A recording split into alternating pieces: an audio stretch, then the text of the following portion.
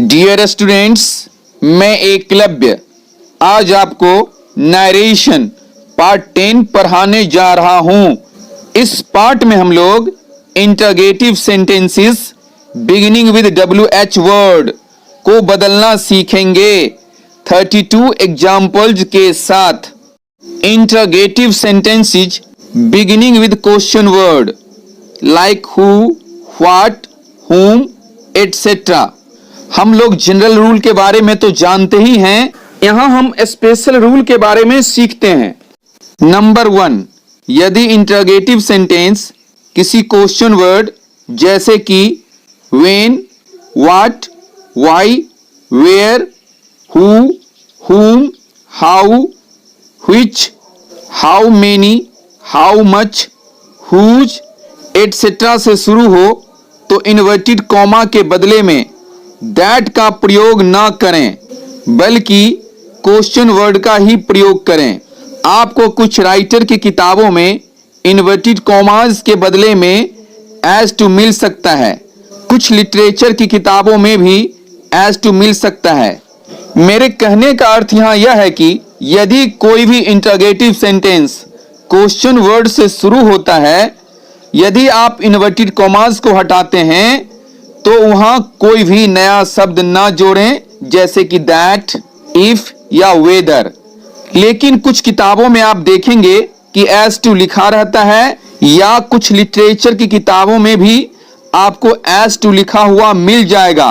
लेकिन बहुत अच्छे विद्वान एज टू को लिखना गलत मानते हैं। स्पेशल रूल 2, रिपोर्टिंग वर्ब से को ask, wonder, want to know, demand, inquire या इंक्वायर में बदल दीजिए, में बदल दें। स्पेशल रूल 3, रिपोर्टिंग वर्ब से टू को या टेल को ask, want to know of या इंक्वायर ऑफ या डिमांड ऑफ या इंक्वायर ऑफ में बदल दें। यहां ध्यान रखें, से के बाद ऑब्जेक्ट नहीं आता है, और से के बाद जब टू आता है तो ऑब्जेक्ट आता है। टेल के बाद ऑब्जेक्ट आता है, और वांट टू नो ऑफ के बाद भी ऑब्जेक्ट आता है। इंक्वायर ऑफ के बाद ऑब्जेक्ट आता है। डिमांड ऑफ के बाद ऑब्जेक्ट आता है। इंक्वायर ऑफ के बाद ऑब्जेक्ट आता है। स्पेशल रूल 4, प्रयुक्त इंटरगेटिव सेंटेंस को असर्टिव सेंटेंस में बदल दें, अर्थात वर्ब प्लस सब्जेक्ट के क्रम को सब्जेक्ट प्लस वर्ब में बदल दें। जितना भी इंटरगेटिव सेंटेंस है, चाहे वह WH वर्ड से शुरू हो या हेल्पिंग वर्ब से शुरू हो, हमेशा हम उसको असर्टिव सेंटेंस में बदल देते हैं, अर्थात स्टेटमेंट में बदल देते हैं, अर्थात डिक्लरेटिव सेंटेंस में बदल देते हैं। Special rule 5, sign of interrogation अर्थात क्वेश्चन मार्क को हटाकर फुल स्टॉप लिखें। साइन ऑफ इंटरगेशन को नोट ऑफ इंटरगेशन भी कहा जाता है। अब हम लोग इसको एक एक उदाहरण के द्वारा समझें। Number 1, he said to me where do you live. इस सेंटेंस का इनडायरेक्ट स्पीच बनता है he asked me where I lived. Said to को बदलकर आस्क्ड लिखते हैं। कॉमा और इन्वर्टेड कॉमा को हटाकर कुछ भी नहीं लिखते हैं। जो क्वेश्चन वर्ड वेयर है उसको सबसे पहले लिखते हैं। उसके बाद क्वेश्चन वर्ड को छोड़कर जो पार्ट होता है उसको सबसे पहले हम असर्टिव बना लेते हैं। डू यू लीव का असर्टिव सेंटेंस बनता है यू लीव। असर्टिव सेंटेंस बनाने के बाद पहला प्रोनाउन यू होता है जो सेकंड पर्सन में होता है। इसे हम ऑब्जेक्ट मी के अनुसार बदलते हैं। अतः जिस पंक्ति में मी होता है यू उसी पंक्ति में जाकर खड़ा हो जाता है और आई में बदल जाता है। उसके बाद लिव पहला वर्ब है जो फर्स्ट फॉर्म में है, इसीलिए इसको हम सेकंड फॉर्म लिव्ड में बदल देते हैं। Number 2, she said to me what do you want. इस सेंटेंस का इनडायरेक्ट स्पीच बनता है she asked me what I wanted. यहां सेड टू को बदलकर आस्क्ड लिखते हैं। कॉमा और इन्वर्टेड कॉमा को हटाकर कुछ भी नहीं लिखते हैं। उसके बाद क्वेश्चन वर्ड व्हाट है उसको लिखते हैं। उसके बाद जो सेंटेंस डू यू वांट है इसको असर्टिव सेंटेंस बनाते हैं, यू वांट। अब पहला प्रोनाउन यू है जो सेकंड पर्सन में है, इसको ऑब्जेक्ट मी के अनुसार बदलते हैं। अतः जिस पंक्ति में मी होता है यू उसी पंक्ति में जाकर खड़ा हो जाता है और आई में बदल जाता है। उसके बाद पहला वर्ब है वांट जो फर्स्ट फॉर्म में है, इसको बदलकर वांट का दूसरा रूप वांटेड लिखते हैं। Number 3, the girl said to him why don't you believe me. इस सेंटेंस का इनडायरेक्ट स्पीच बनता है the girl asked him why he did not believe her. यहां सेड टू को बदलकर आस्क्ड लिखा जाता है, कॉमा और इन्वर्टेड कॉमा को हटाकर कुछ भी नहीं लिखते हैं। उसके बाद क्वेश्चन वर्ड वाई है उस वाई को लिख देते हैं। उसके बाद जो सेंटेंस है उसको हम असर्टिव सेंटेंस बनाते हैं। इसका असर्टिव सेंटेंस बनता है यू डोंट बिलीव मी। इस सेंटेंस में पहला प्रोनाउन यू होता है जो सेकंड पर्सन में होता है। इस यू को हम लोग ऑब्जेक्ट हिम के अनुसार बदलते हैं। अतः जिस पंक्ति में हिम होता है यू उसी पंक्ति में जाकर खड़ा हो जाता है और ही में बदल जाता है। उसके बाद डू नॉट है, डू यहां फर्स्ट फॉर्म में है इसलिए डू को बदलकर इसका दूसरा फॉर्म डिड लिखते हैं। यदि आप चाहें तो यहां डिडंट लिख सकते हैं, लेकिन यहां मैंने नॉट को अलग करके लिखा है। यदि आप चाहें तो डिड नॉट को मिलाकर भी लिख सकते हैं डिडंट। उसके बाद अगला प्रोनाउन मी है जो फर्स्ट पर्सन में है। इस मी को हम लोग सब्जेक्ट द गर्ल के अनुसार बदलते हैं। अतः जिस पंक्ति में शी होता है उसी पंक्ति में मी जाकर खड़ा हो जाता है और हर में बदल जाता है। Number 4, he said to me why did you give up your study. इस सेंटेंस का इनडायरेक्ट स्पीच बनता है he asked me why I had given up my study. इस सेंटेंस में सेड टू को बदलकर आस्क्ड लिखते हैं, कॉमा और इन्वर्टेड कॉमा को हटाकर कुछ भी नहीं लिखते हैं। उसके बाद प्रश्नवाचक शब्द वाई लिखते हैं। उसके बाद जो सेंटेंस है उसको असर्टिव सेंटेंस बना लेते हैं। असर्टिव सेंटेंस बनता है you gave up your study. यहां गिव जो है गेव में बदल जाता है और डिड गायब हो जाता है जब इस सेंटेंस को हम असर्टिव सेंटेंस बनाते हैं।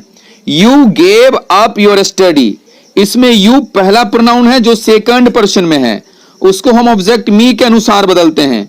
अतः जिस पंक्ति में मी होता है यू उसी पंक्ति में जाकर खड़ा हो जाता है और आई में बदल जाता है। यू के बाद पहला वर्ब गेव है जो सेकंड फॉर्म में होता है। हम जानते हैं कि यदि कोई वर्ब सेकंड फॉर्म में हो तो उसको बदलकर थर्ड फॉर्म में लिखा जाता है। गेव का थर्ड फॉर्म गिवन होता है और गिवन से पहले हम लोग हैड लिखते हैं। उसके बाद अगला प्रोनाउन योर है जो सेकंड पर्सन में है, अतः योर को ऑब्जेक्ट मी के अनुसार बदला जाता है। अतः जिस पंक्ति में मी होता है योर उसी पंक्ति में जाकर खड़ा हो जाता है और योर से बदलकर माई हो जाता है। Number 5, I said to the little boy why are you sad. इस सेंटेंस का इनडायरेक्ट स्पीच बनता है I asked the little boy why he was sad. इस सेंटेंस में सेड टू को बदलकर आस्क्ड लिखते हैं, कॉमा और इन्वर्टेड कॉमा को हटाकर कुछ भी नहीं लिखते हैं। उसके बाद क्वेश्चन वर्ड वाई लिखते हैं। उसके बाद जो सेंटेंस है आर यू सैड, इसको असर्टिव सेंटेंस बनाते हैं। असर्टिव सेंटेंस बनता है यू आर सैड। अब इसमें पहला प्रोनाउन यू है जो सेकंड पर्सन में है, जिसको द लिटिल बॉय के अनुसार बदलते हैं। अतः जिस पंक्ति में ही होता है यू उसी पंक्ति में जाकर खड़ा हो जाता है और ही में बदल जाता है। यू के बाद पहला वर्ब आर होता है जो बी का फर्स्ट फॉर्म है, अतः आर को हटाकर हम बी का दूसरा रूप वाज लिखते हैं क्योंकि ही के बाद वाज होता है। उसके बाद कोई परिवर्तन नहीं करते हैं। Number 6, she said what were you doing.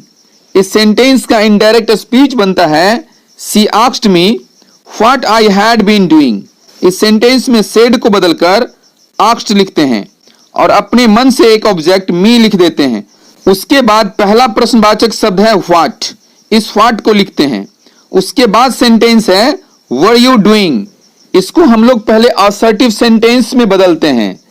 Assertive sentence में बदलने के बाद यह सेंटेंस हो जाता है यू वर डूइंग। यू के बाद वर चला जाता है। अब पहला प्रोनाउन यू है जो सेकंड पर्सन में है, इस यू को हम लोग ऑब्जेक्ट मी के अनुसार बदलते हैं। अतः जिस पंक्ति में मी होता है यू उसी पंक्ति में जाकर खड़ा हो जाता है और यू से बदलकर आई हो जाता है। उसके बाद पहला वर्ब वर है जो बी का दूसरा रूप है, और हम जानते हैं कि वर्ब का यदि दूसरा रूप हो उसको बदलकर उसका तीसरा रूप लिख देते हैं और उससे पहले हैड लिखते हैं। अतः वर्ब को बदलकर हम लोग बी का तीसरा रूप बीन लिखते हैं और उससे पहले हैड लिख देते हैं। Number 7, he said to me when will you give me your books. इस सेंटेंस का इनडायरेक्ट स्पीच बनता है he asked me when I would give him my books. यहां सेड टू को बदलकर आस्क्ड लिखते हैं, कॉमा और इन्वर्टेड कॉमा को हटाकर कुछ भी नहीं लिखते हैं। उसके बाद प्रश्नवाचक शब्द व्हेन लिखते हैं। उसके बाद जो सेंटेंस है उसको असर्टिव सेंटेंस बनाते हैं। असर्टिव सेंटेंस बनाने के बाद यू के बाद विल उठकर चला जाएगा, इसीलिए सबसे पहले हम यहां यू को बदलते हैं जो सेकंड पर्सन में है। अतः यू को हम लोग मी के अनुसार बदलते हैं, इसीलिए जिस पंक्ति में मी होता है यू उसी पंक्ति में जाकर खड़ा हो जाता है और आई में बदल जाता है। उसके बाद विल वर्ब का फर्स्ट फॉर्म है, इसको बदलकर विल का दूसरा रूप उड लिखते हैं। आई के साथ शुड होना चाहिए, लेकिन नरेशन में आई के बाद भी उड को लिखना लोग अच्छा मानते हैं। उसके बाद अगला प्रोनाउन मी है जो फर्स्ट पर्सन में है, अतः मी को सब्जेक्ट ही के अनुसार बदला जाता है। अतः जिस पंक्ति में ही होता है मी उसी पंक्ति में जाकर खड़ा हो जाता है और हिम में बदल जाता है। उसके बाद अगला प्रोनाउन योर है जो सेकंड पर्सन में है, अतः योर को हम लोग ऑब्जेक्ट मी के अनुसार बदलते हैं। अतः जिस पंक्ति में मी होता है योर उसी पंक्ति में जाकर खड़ा हो जाता है और माई में बदल जाता है। Number 8, she asked me what can you do for me. इस सेंटेंस का इनडायरेक्ट स्पीच बनता है she asked me what I could do for her. यहां आस्क्ड को बदलकर आस्क्ड ही लिखते हैं। उसके बाद कॉमा और इन्वर्टेड कॉमा को हटाकर कुछ भी नहीं लिखते हैं। उसके बाद प्रश्नवाचक शब्द व्हाट को ज्यों का त्यों लिख देते हैं। उसके बाद जो सेंटेंस है can you do for me, इस सेंटेंस को असर्टिव सेंटेंस में बनाते हैं। तब क्या होता है कैन यू के बाद जाकर बैठ जाता है, यानी कैन यू के बाद चला जाता है। अतः सबसे पहला प्रोनाउन यू होता है जो सेकंड पर्सन में है, अतः यू को हम लोग ऑब्जेक्ट मी के अनुसार बदलते हैं। इसीलिए जिस पंक्ति में मी होता है यू उसी पंक्ति में जाकर खड़ा हो जाता है और आई में बदल जाता है। उसके बाद पहला वर्ब कैन है जो फर्स्ट फॉर्म में है, इसीलिए कैन का हम लोग दूसरा रूप कुड लिखते हैं। उसके बाद अगला प्रोनाउन मी है जो फर्स्ट पर्सन में है, इसीलिए मी को हम लोग सब्जेक्ट शी के अनुसार बदलते हैं। अतः जिस पंक्ति में शी होता है मी उसी पंक्ति में जाकर खड़ा हो जाता है और हर में बदल जाता है। यदि आपको प्रोनाउन को बदलने में दिक्कत होती है तो आप नरेशन पार्ट 2 अवश्य देख लें। Number 9, he said to me what is your name. इस सेंटेंस का इनडायरेक्ट स्पीच बनता है he asked me what my name was. यहां सेड टू को बदलकर आस्क्ड लिखते हैं, कॉमा और इन्वर्टेड कॉमा को हटाकर कुछ भी नहीं लिखते हैं। उसके बाद क्वेश्चन वर्ड व्हाट है, इसे हम ज्यों का त्यों लिख देते हैं। उसके बाद सेंटेंस है इज योर नेम, इसको हम लोग असर्टिव सेंटेंस बनाते हैं योर नेम इज, अर्थात इज योर नेम के बाद जाकर बैठ जाता है, अर्थात इज योर नेम के बाद चला जाता है, इज योर नेम के बाद जगह ले लेता है। अतः पहला प्रोनाउन योर है जो सेकंड पर्सन में है, इसीलिए योर को हम लोग ऑब्जेक्ट मी के अनुसार बदलते हैं और योर बदलकर माई हो जाता है। उसके बाद नेम लिखते हैं, फिर उसके बाद जो इज जगह लेता है यह इज बी का पांचवा रूप है, अतः इज को हटाकर हम बी का दूसरा रूप वाज लिखते हैं। दूसरा रूप बी का वर भी होता है, लेकिन my name third person singular number में है, इसीलिए इसके साथ वाज ही आएगा, वर नहीं आएगा। Number 10, she said to me who are you. इस सेंटेंस का इनडायरेक्ट स्पीच बनता है she asked me who I was. यहां सेड टू को बदलकर आस्क्ड लिखते हैं, कॉमा और इन्वर्टेड कॉमा को हटाकर कुछ भी नहीं लिखते हैं। उसके बाद पहला क्वेश्चन वर्ड हु है जिसे ज्यों का त्यों लिख देते हैं।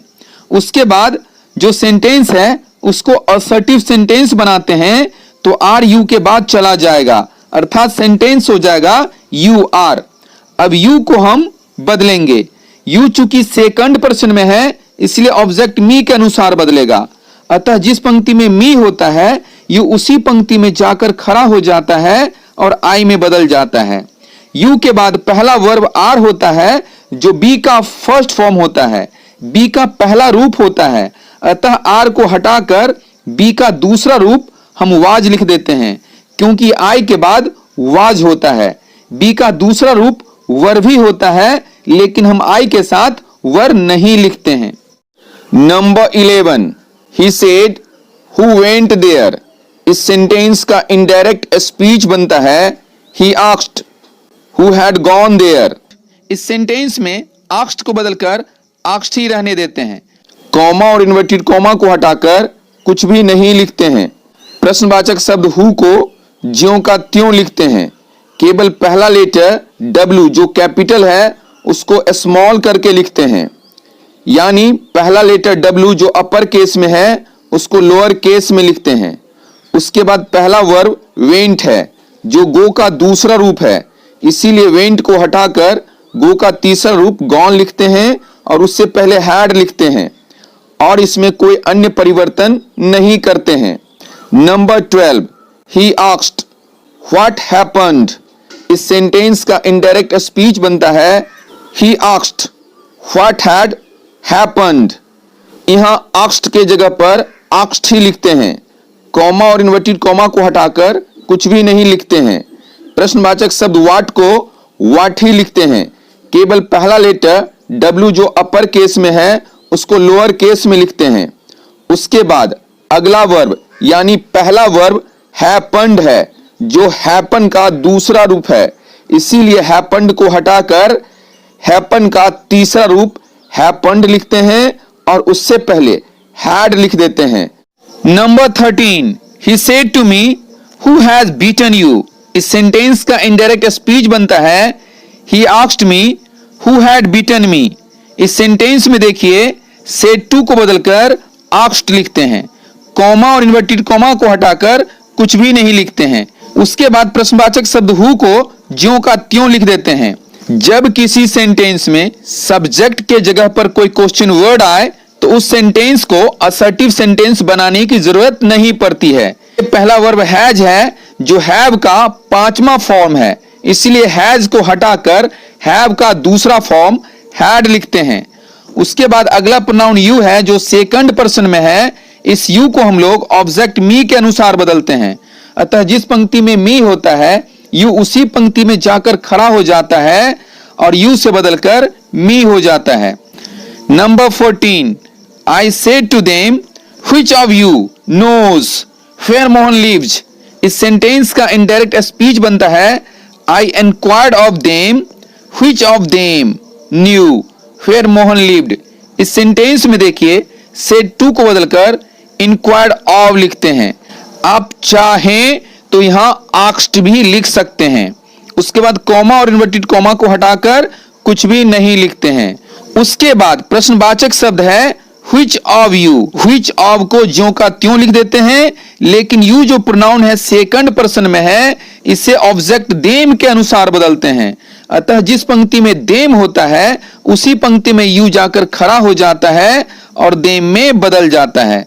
उसके बाद सेंटेंस का पहला वर्ब नोज है जो नो का पांचवा फॉर्म है, अतः नोज को हटाकर नो का दूसरा रूप न्यू लिखते हैं।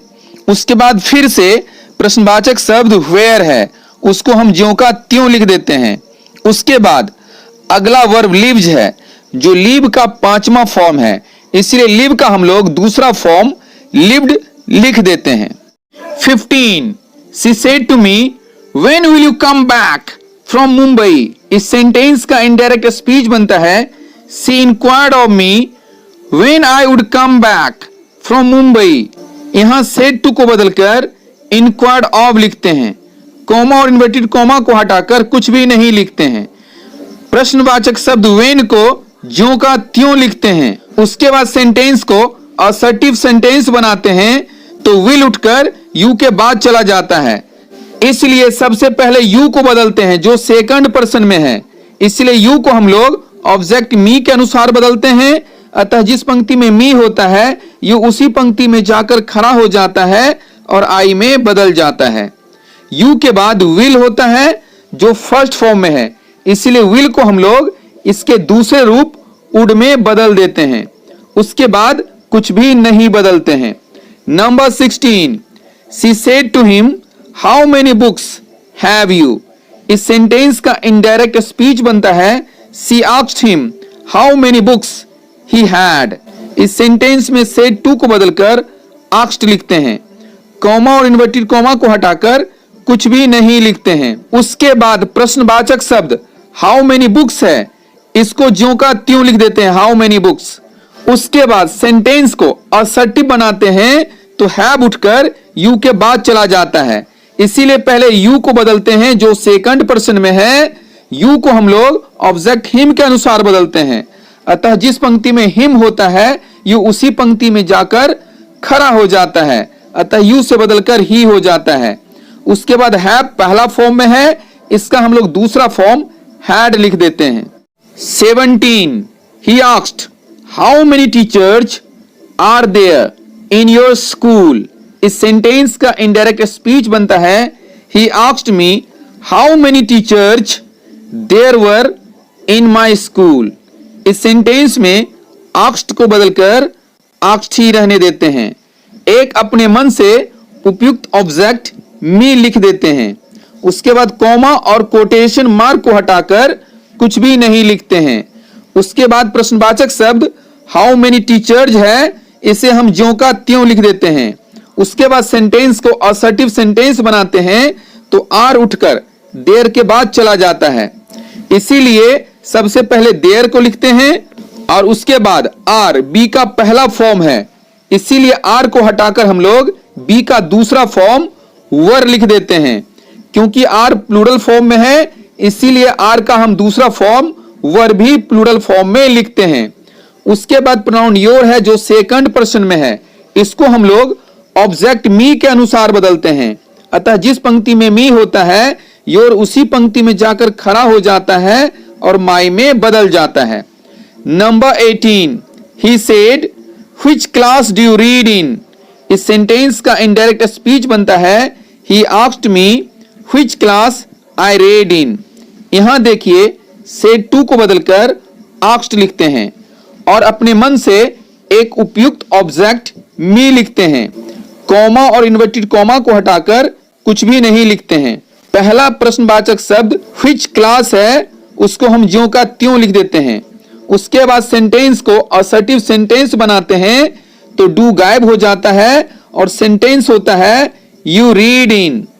अब हम पहला प्रोनाउन यू को बदलते हैं जो सेकंड पर्सन में है, इस यू को हम लोग ऑब्जेक्ट मी के अनुसार बदलते हैं। अतः जिस पंक्ति में मी होता है यू उसी पंक्ति में जाकर खड़ा हो जाता है और आई में बदल जाता है। उसके बाद रीड फर्स्ट फॉर्म में है, रीड पहले फॉर्म में है, इसीलिए हम लोग रीड का दूसरा फॉर्म रेड लिख देते हैं। और हम जानते हैं कि रीड का पहला फॉर्म का भी स्पेलिंग वही होता है और दूसरा और तीसरा फॉर्म का भी स्पेलिंग वही होता है, केवल हम पढ़ते हैं इसको रेड है, स्पेलिंग वही है जो रीड का होता है और कोई परिवर्तन नहीं होता है। Number 19, he said to me why did you write to me such an insulting letter। इस सेंटेंस का इनडायरेक्ट स्पीच बनता है he demanded of me why I had written to him such an insulting letter। इस sentence में said to को बदलकर demanded of लिखते हैं। कॉमा और इन्वर्टेड कॉमा को हटाकर कुछ भी नहीं लिखते हैं। उसके बाद प्रश्नवाचक शब्द why है उसको ज्यों का त्यों लिख देते हैं। उसके बाद सेंटेंस को असर्टिव सेंटेंस बनाते हैं तो डिड गायब हो जाता है और यू रोट हो जाता है। सबसे पहले पहला प्रोनाउन यू है जो सेकंड पर्सन में है, उसको हम लोग ऑब्जेक्ट मी के अनुसार बदलते हैं। अतः जिस पंक्ति में मी होता है यू उसी पंक्ति में जाकर खड़ा हो जाता है और आई में बदल जाता है। डिड को हटाकर जब सेंटेंस को असर्टिव सेंटेंस बनाते हैं तो यू रोट हो जाता है, इसीलिए पहला वर्ब रोट है जो सेकंड फॉर्म में है। इसीलिए रोट को हटाकर हम लोग राइट का तीसरा फॉर्म रिटन लिखते हैं और उससे पहले हैड लिखते हैं। उसके बाद अगला प्रोनाउन मी है जो फर्स्ट पर्सन में है, इसलिए मी को हम लोग सब्जेक्ट ही के अनुसार बदलते हैं। अतः जिस पंक्ति में ही होता है मी उसी पंक्ति में जाकर खड़ा हो जाता है और हिम में बदल जाता है और उसके बाद कोई परिवर्तन नहीं करते हैं। Number 20, he said to me why did you insult my brother. इस सेंटेंस का इनडायरेक्ट स्पीच बनता है he demanded of me why I had insulted his brother. इस सेंटेंस में सेड टू को बदलकर डिमांडेड ऑफ लिखते हैं, कॉमा और इन्वर्टेड कॉमा को हटाकर कुछ भी नहीं लिखते हैं। उसके बाद प्रश्नवाचक शब्द वाई है उसको हम ज्यों का त्यों लिखते हैं। उसके बाद जो सेंटेंस है did you insult my brother, इसको असर्टिव सेंटेंस बनाते हैं तो डिड गायब हो जाता है और सेंटेंस बनता है यू इंसल्टेड माई ब्रदर। अब पहला प्रोनाउन यू है जो सेकंड पर्सन में है, इसको हम लोग ऑब्जेक्ट मी के अनुसार बदलते हैं। अतः जिस पंक्ति में मी होता है यू उसी पंक्ति में जाकर खड़ा हो जाता है और आई में बदल जाता है। उसके बाद पहला वर्ब इंसल्टेड है जो इंसल्ट का दूसरा रूप होता है, इसीलिए हम इंसल्टेड को हटाकर इंसल्ट का तीसरा रूप इंसल्टेड लिखते हैं और उससे पहले हैड लिखते हैं। उसके बाद अगला प्रोनाउन माई है जो फर्स्ट पर्सन में है, इसको हम लोग सब्जेक्ट ही के अनुसार बदलते हैं। अतः जिस पंक्ति में ही होता है माई उसी पंक्ति में जाकर खड़ा हो जाता है और हिज में बदल जाता है। 21, he said to us who is scolding you so long as I am staying with you। इस सेंटेंस का इनडायरेक्ट स्पीच बनता है he asked us who was scolding us so long as he was staying with us। इस sentence में देखिए said to को बदलकर asked लिखते हैं, कॉमा और कोटेशन मार्क को हटाकर कुछ भी नहीं लिखते हैं। उसके बाद पहला प्रश्नवाचक शब्द हु है उसको ज्यों का त्यों लिख देते हैं। उसके बाद पहला वर्ब इज है जो बी का पांचवा रूप है, इसीलिए हम लोग इज को हटाकर बी का दूसरा रूप वाज लिखते हैं। उसके बाद अगला प्रोनाउन यू है जो सेकंड पर्सन में है, इसीलिए यू को हम लोग ऑब्जेक्ट अस के अनुसार बदलते हैं। अतः जिस पंक्ति में अस होता है यू उसी पंक्ति में जाकर खड़ा हो जाता है और अस में बदल जाता है। उसके बाद अगला प्रोनाउन आई है जो फर्स्ट पर्सन में है, इसलिए आई को हम लोग सब्जेक्ट ही के अनुसार बदलते हैं। अतः जिस पंक्ति में ही होता है आई उसी पंक्ति में जाकर खड़ा हो जाता है और ही में बदल जाता है। उसके बाद पहला वर्ब एम है जो बी का पहला फॉर्म है, इसलिए एम को हटाकर हम लोग बी का दूसरा फॉर्म वाज लिखते हैं। उसके बाद अगला प्रोनाउन यू है जो सेकंड पर्सन में है, इसलिए यू को हम लोग ऑब्जेक्ट अस के अनुसार बदलते हैं। अतः जिस पंक्ति में अस होता है यू उसी पंक्ति में जाकर खड़ा हो जाता है और अस में बदल जाता है। Number 22, he asked what happened. इस सेंटेंस का इनडायरेक्ट स्पीच बनता है he asked what had happened. He asked what had happened. इस सेंटेंस में आस्क्ड को बदलकर आस्क्ड ही रहने देते हैं, कॉमा और कोटेशन मार्क को हटाकर कुछ भी नहीं लिखते हैं। प्रश्नवाचक शब्द व्हाट को ज्यों का त्यों लिख देते हैं। उसके बाद हैपेंड दूसरे फॉर्म में है, इसको हटाकर हैपेंड का हम लोग तीसरा फॉर्म हैपेंड लिखते हैं और उससे पहले हैड लिख देते हैं। Number 23, Kiran said to me at what time did you go to the market yesterday. इस सेंटेंस का इनडायरेक्ट स्पीच बनता है Kiran asked me at what time I had gone to the market the previous day. इस sentence में said to को बदलकर asked लिखते हैं, कॉमा और इन्वर्टेड कॉमा को हटाकर कुछ भी नहीं लिखते हैं। उसके बाद प्रश्नवाचक शब्द है एट व्हाट टाइम, उसको ज्यों का त्यों लिख देते हैं। उसके बाद सेंटेंस को असर्टिव सेंटेंस बनाते हैं, तो यह सेंटेंस बनता है you went to the market yesterday. यहां पहला प्रोनाउन यू है जो सेकंड पर्सन में है, इसको हम लोग ऑब्जेक्ट मी के अनुसार बदलते हैं। अतः जिस पंक्ति में मी होता है यू उसी पंक्ति में जाकर खड़ा हो जाता है और यू से बदलकर आई हो जाता है। उसके बाद पहला वर्ब वेंट है जो गो का दूसरा रूप है, अतः गो का हम तीसरा रूप गॉन लिख देते हैं और उससे पहले हैड लिख देते हैं। उसके बाद समय सूचक शब्द यस्टरडे है, इसको हम लोग द प्रीवियस डे में बदल देते हैं। Number 24, the mother said to the children who has broken my mirror.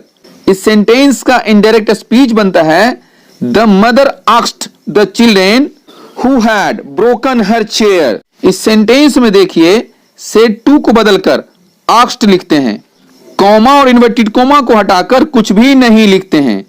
पहला प्रश्नवाचक शब्द हु है उसे हम ज्यों का त्यों लिख देते हैं। उसके बाद हैज, हैव का 5वां फॉर्म है, हैज को हम लोग हटाकर हैव का दूसरा फॉर्म हैड लिखते हैं। उसके बाद अगला प्रोनाउन माई है जो फर्स्ट पर्सन में है, इसीलिए माई को हम लोग सब्जेक्ट द मदर के अनुसार बदलते हैं। अतः जिस पंक्ति में शी होता है माई उसी पंक्ति में जाकर खड़ा हो जाता है और हर में बदल जाता है। 25, where have you been so long said the lion to the hare. इस सेंटेंस का इनडायरेक्ट स्पीच बनता है the lion asked the hare where he had been so long. इस सेंटेंस में the lion said to the hare को लिखा जाता है, इसमें सेड टू को बदलकर आस्क्ड लिखा जाता है। उसके बाद कॉमा और इन्वर्टेड कॉमा को हटाकर कुछ भी नहीं लिखा जाता है। उसके बाद प्रश्नवाचक शब्द वेयर को ज्यों का त्यों लिखा जाता है, केवल W जो कैपिटल में है उसको स्मॉल कर दिया जाता है। उसके बाद हैव को यू के बाद लिखा जाता है और इस सेंटेंस को असर्टिव सेंटेंस बना लिया जाता है। इसमें पहला प्रोनाउन यू होता है जो सेकंड पर्सन में है, इसीलिए इसको ऑब्जेक्ट द हेयर के अनुसार बदलते हैं। अतः जिस पंक्ति में ही होता है यू उसी पंक्ति में जाकर खड़ा हो जाता है और ही में बदल जाता है। यू के बाद पहला वर्ब हैव है जो वर्ब का फर्स्ट फॉर्म है, इसीलिए हैव को बदलकर इसका दूसरा रूप हैड लिखते हैं। उसके बाद बदलने वाला कोई भी दूसरा शब्द नहीं है। Number 26, Mohan said to me where were you on Sunday. इस सेंटेंस का इनडायरेक्ट स्पीच बनता है Mohan inquired of me where I had been on Sunday. इस सेंटेंस में सेड टू को बदलकर इंक्वायर्ड ऑफ लिखते हैं। यदि आप चाहें तो आस्क्ड भी लिख सकते हैं। कॉमा और इन्वर्टेड कॉमा को हटाकर कुछ भी नहीं लिखते हैं। उसके बाद प्रश्नवाचक शब्द वेयर को ज्यों का त्यों लिखते हैं, केवल कैपिटल जो पहला अक्षर है उसको स्मॉल कर देते हैं, अर्थात अपर केस को लोअर केस में बदल देते हैं। उसके बाद सेंटेंस को असर्टिव बनाते हैं तो वर यू के बाद उठकर चला जाता है, इसीलिए सबसे पहले यू को बदलते हैं। यू सेकंड पर्सन में है, इसलिए यू को हम ऑब्जेक्ट मी के अनुसार बदलते हैं। अतः जिस पंक्ति में मी होता है यू उसी पंक्ति में जाकर खड़ा हो जाता है और आई में बदल जाता है। उसके बाद बी का दूसरा रूप वर है, इसीलिए हम वर को हटाकर बी का तीसरा रूप बीन लिखते हैं और उससे पहले हैड लिख देते हैं। उसके बाद बदलने वाला कोई भी अन्य शब्द नहीं है। Number 27, he said, what is this strange outcry?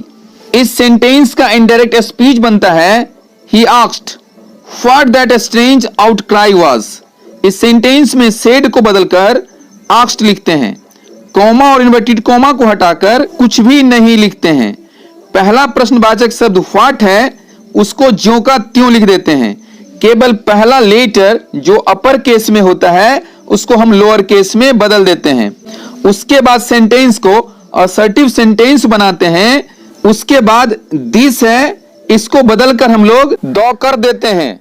यदि आप दिस को यहां एडजेक्टिव माने तो दिस को बदलकर आप लोग द लिख सकते हैं। उसके बाद स्ट्रेंज आउटक्राई लिखते हैं और उसके बाद जो वर्ब इज है वह बी का 5वां रूप है, इसीलिए इज को हटाकर हम लोग बी का दूसरा रूप वाज लिख देते हैं। 28, the manager said well what can I do for you. इस सेंटेंस का इनडायरेक्ट स्पीच बनता है the manager wanted to know what he could do for him. इस सेंटेंस में सेड को बदलकर वांटेड टू नो लिखते हैं। उसके बाद वेल टर्म ऑफ एड्रेस है, इस वेल को हम लोग हटा देते हैं। उसके बाद प्रश्नवाचक शब्द व्हाट को ज्यों का त्यों लिखते हैं। उसके बाद सेंटेंस को असर्टिव बनाते हैं, तो कैन उठकर आई के बाद चला जाता है, इसीलिए पहले आई को बदलते हैं जो फर्स्ट पर्सन में है। इस आई को हम लोग सब्जेक्ट द मैनेजर के अनुसार बदलते हैं, अतः जिस पंक्ति में ही होता है आई उसी पंक्ति में उठकर चला जाता है और बदलकर ही हो जाता है। उसके बाद कैन वर्ब का फर्स्ट फॉर्म है, इसको हम लोग सेकंड फॉर्म कुड में बदल देते हैं। उसके बाद अगला प्रोनाउन यू है जो सेकंड पर्सन में है, इसको ऑब्जेक्ट के अनुसार बदलते हैं, लेकिन यहां कोई ऑब्जेक्ट है नहीं, यहां अपने मन से एक उपयुक्त ऑब्जेक्ट मी मान लेते हैं, अतः यू को हम लोग मी के अनुसार बदलते हैं। अतः जिस पंक्ति में मी होता है यू उसी पंक्ति में जाकर खड़ा हो जाता है और मी में बदल जाता है। 29 she said who went there, इस सेंटेंस का इनडायरेक्ट स्पीच बनता है she asked who had gone there. इस सेंटेंस में सेड को बदलकर आस्क्ड लिखते हैं, कॉमा और इन्वर्टेड कॉमा को हटाकर कुछ भी नहीं लिखते हैं। पहला प्रश्नवाचक शब्द हु है उसको ज्यों का त्यों लिख देते हैं, केवल पहला लेटर डब्ल्यू जो अपर केस में होता है उसको लोअर केस में बदल देते हैं, अर्थात डब्ल्यू जो कैपिटल लेटर है उसको स्मॉल लेटर में बदल देते हैं। उसके बाद वेंट गो का दूसरा फॉर्म है, इसको हम लोग तीसरे फॉर्म में बदल देते हैं, अतः गो का तीसरा रूप गॉन होता है और उससे पहले हैड लिखते हैं। उसके बाद कुछ भी नहीं बदलते हैं। 30 he said to me how do you not know me, इस सेंटेंस का इनडायरेक्ट स्पीच बनता है he asked me how I did not know him. यहां सेड टू को बदलकर आस्क्ड लिखते हैं, कॉमा और इन्वर्टेड कॉमा को हटाकर कुछ भी नहीं लिखते हैं। उसके बाद प्रश्नवाचक शब्द हाउ है, इसे हम लोग ज्यों का त्यों लिख देते हैं, केवल पहला लेटर जो अपर केस में होता है उसको हम लोग लोअर केस में बदल देते हैं। उसके बाद सेंटेंस को असर्टिव बनाते हैं, तो डू यू के बाद चला जाता है। अब इसमें पहला प्रोनाउन यू है जो सेकंड पर्सन में है, इसको ऑब्जेक्ट मी के अनुसार बदलते हैं, अतः जिस पंक्ति में मी होता है यू उसी पंक्ति में जाकर खड़ा हो जाता है और आई में बदल जाता है। उसके बाद पहला वर्ब डू है जो पहला फॉर्म में है, इस डू को हम लोग इसके दूसरे फॉर्म डिड में बदल देते हैं। उसके बाद नॉट लिख देते हैं और उसके बाद अगला प्रोनाउन मी है, यह फर्स्ट पर्सन में है, इसलिए मी को हम लोग सब्जेक्ट ही के अनुसार बदलते हैं, अतः जिस पंक्ति में ही होता है मी उसी पंक्ति में जाकर खड़ा हो जाता है और हिम में बदल जाता है। यदि आपको प्रोनाउन को बदलने में समस्या हो रही है, यदि प्रोनाउन को बदलने में आपको कठिनाइयां हो रही है, तो मेरा वीडियो नरेशन पार्ट 2 अवश्य एक बार देख लें। 31 Rekha said to her husband why do you not bring a watch for me, इस सेंटेंस का इनडायरेक्ट स्पीच बनता है Rekha asked her husband why he did not bring a watch for her. इस sentence में सेड टू को बदलकर asked लिखते हैं, कॉमा और इन्वर्टेड कॉमा को हटाकर कुछ भी नहीं लिखते हैं। उसके बाद पहला प्रश्नवाचक शब्द वाई है, इसको हम लोग ज्यों का त्यों लिखते हैं, केवल डब्ल्यू जो अपर केस में होता है इसको हम लोग लोअर केस में बदल देते हैं, अर्थात कैपिटल लेटर डब्ल्यू को हम लोग स्मॉल लेटर डब्ल्यू में बदल देते हैं। उसके बाद सेंटेंस को असर्टिव सेंटेंस बनाते हैं, तो डू यू के बाद उठकर चला जाता है, इसीलिए पहले यू को बदलते हैं जो सेकंड पर्सन में होता है। यू को हम लोग ऑब्जेक्ट हर हस्बैंड के अनुसार बदलते हैं, हर हस्बैंड लड़का है, इसीलिए यू को हम लोग ही के अनुसार बदलते हैं, अतः जिस पंक्ति में ही होता है यू उसी पंक्ति में जाकर खड़ा हो जाता है और ही में बदल जाता है। उसके बाद पहला वर्ब डू है जो पहला फॉर्म है, इसलिए डू का हम लोग दूसरा फॉर्म डिड लिख देते हैं। उसके बाद अगला प्रोनाउन मी है जो फर्स्ट पर्सन में है, इसको हम लोग रेखा के अनुसार बदलते हैं, और रेखा लड़की है और थर्ड पर्सन में है, इसलिए जिस पंक्ति में शी होता है मी उसी पंक्ति में जाकर खड़ा हो जाता है और मी से बदलकर हर हो जाता है। 32 he said what is falling. इस सेंटेंस का इनडायरेक्ट स्पीच बनता है he asked what was falling. यहां सेड को बदलकर आस्क्ड लिखते हैं, कॉमा और इन्वर्टेड कॉमा को हटाकर कुछ भी नहीं लिखते हैं। उसके बाद पहला प्रश्नवाचक शब्द है व्हाट, इसको ज्यों का त्यों लिखते हैं, केवल W जो कैपिटल लेटर है उसको स्मॉल लेटर में बदल देते हैं। उसके बाद पहला वर्ब इज है जो बी का पांचवा रूप है, इसीलिए इज को हटाकर बी का दूसरा रूप वाज लिखते हैं। उसके बाद क्वेश्चन मार्क को हटाकर फुल स्टॉप लिखते हैं। डियर स्टूडेंट्स, इस पार्ट में हम लोगों ने वैसे इंट्रोगेटिव सेंटेंस को बदलना सीखा जो WH वर्ड से शुरू होता है। अब हम लोग अगले वीडियो में इंपेरेटिव सेंटेंस को बदलना सीखेंगे। तब तक के लिए बाय बाय।